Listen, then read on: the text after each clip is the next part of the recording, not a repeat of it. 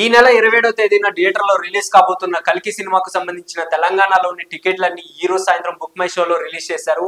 అయితే ఈ రిలీజ్ చేసిన టికెట్లు క్షణాల్లోనే బుక్ అవ్వడం అనేది నిజంగా ఈ సినిమా మీద ప్రేక్షకులు ఎంతటి అంచనాలు ఉన్నాయనేది చాలా స్పష్టంగా తెలియజేస్తోంది. ఇక మొత్తానికైతే ప్రభాస్ ఈ సినిమాతో తనని తాను మరొకసారి స్టార్ హీరోగా ప్రూవ్ చేసుకోవాలనుకుంటున్నాడు.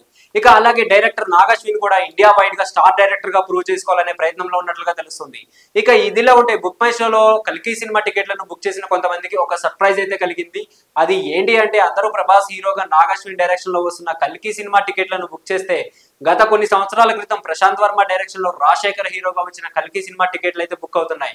ఇక ఇది చూసిన జనాలు ఆశ్చర్యానికి గురవుతున్నారు. అయితే ఇంతకు ముందు కూడా కొన్ని సినిమాలకు సంబంధించిన